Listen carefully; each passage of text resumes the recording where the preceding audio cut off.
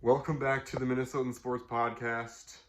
And we once again see the Vikings lose in the most frustrating way you could see them lose. I'm trying to keep track now of all the different ways that I was frustrated throughout the course of this game. Because, yes, this is a game we were supposed to lose, but we find ways for the other team to let us into the game and give us every opportunity to win and still just give it up in the worst way we possibly can and in the most defeating way we possibly can. So let's try and go through all these things. First of all, the Chiefs did not play a good game. This was a game that was very winnable for the Vikings because the Chiefs just played a bad game. Kelsey was out for not a good majority of it, that's an overstatement, but he was hurt for, a few drives, and then Snead was giving up penalties left and right. Their defense was not playing well, and honestly, the offense was kind of off too. Some drop passes like they have had for the last few weeks by the Chiefs. And let's just go over all the things. First of all, the offensive line was horrible. I saw so many situations where I felt like Reisner should have been in, and somehow, some way, Ed Ingram is still starting for this football team. It's laughable. 5 years or more now, we have been struggling with offensive line issues. It's been the main key factor and reason why we are losing games, and we don't do anything about it. And it's just, what else needs to happen? How many times does Kirk need to get hit and just only have a second to throw the ball? How many times does that have to happen for us to finally do something about it? Kirk should be gone. If I was Kirk, I would not even want to finish this season for this team, because the way we did him dirty by giving him no help, and he is going to be blamed for the loss because, yes, there are a couple things he should have done differently in that last drive of the game, but Kirk is not the reason we lost this game, and he's going to be blamed. And if I was Kirk, I'd be so frustrated right now with this franchise. I'd be wanting to leave. Justin Jefferson got hurt in this game. He should be wanting to leave too.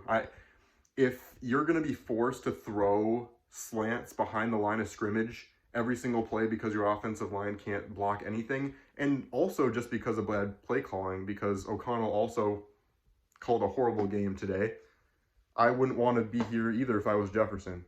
TJ Hawkinson, you are the highest paid tight end now in the entire NFL. You wanted a deal that reset the market. Catch a ball. Catch any hotly contested ball. He's catching the ones he's supposed to catch, that every player is supposed to catch. If a ball goes up and you're a tight end and you are the highest paid tight end in the league, just because it's a tough catch doesn't mean you get off the hook for not being able to catch it. Not a single catch with a probability of less than 60% was he able to bring down. It's laughable. Hawkinson, you should be embarrassed. And then on top of that, I'm trying to think of all the ways. Alexander Mattison had a touchdown on that potential catch because like they were talking about on the broadcast, all the players were facing the other direction. Madison would have at least gotten into a first and goal situation if he had caught that ball, and it eventually led to the offensive line selling for us once again. You had an opportunity to tie up the game and you didn't do it. Kevin O'Connell, what are you doing? First of all, a random meaningless timeout at the beginning of the third quarter. Why? You knew you were playing the Chiefs. You knew you'd be down at a late point in the game. What's the point of calling that timeout?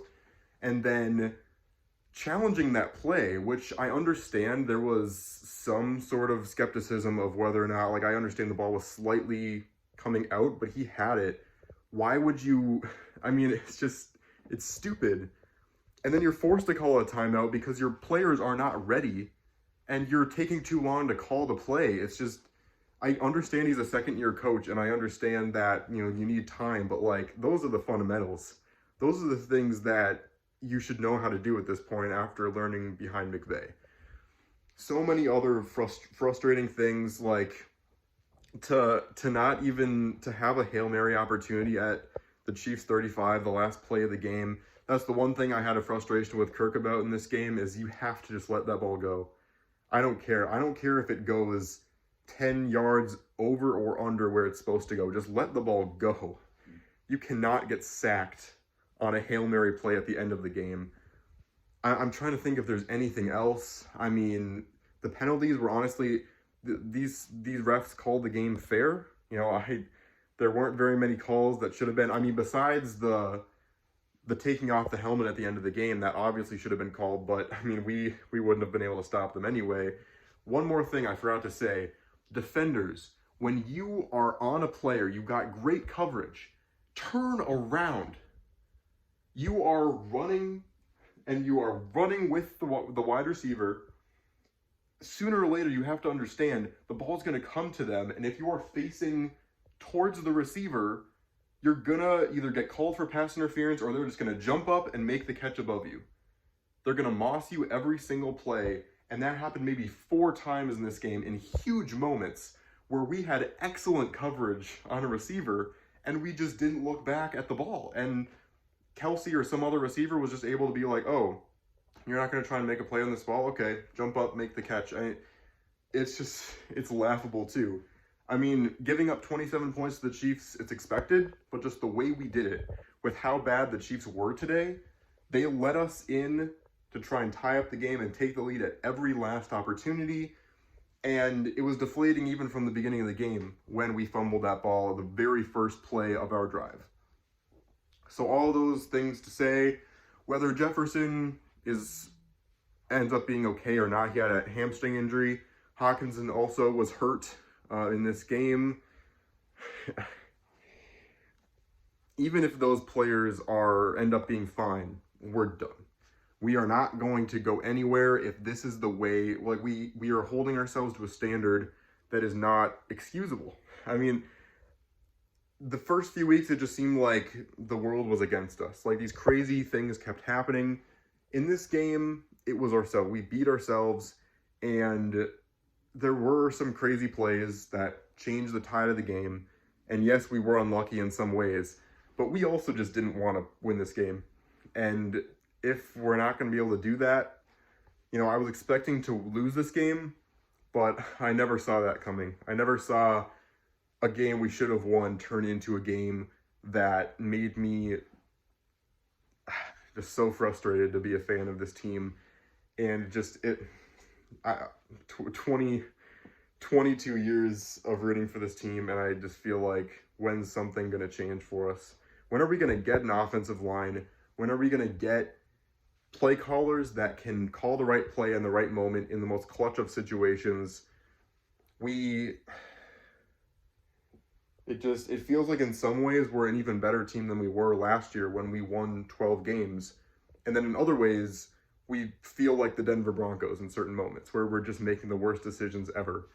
And it's just such a weird combination, and it leads to us still losing as many games as the Broncos now have this season, even though we have a 20 times better roster.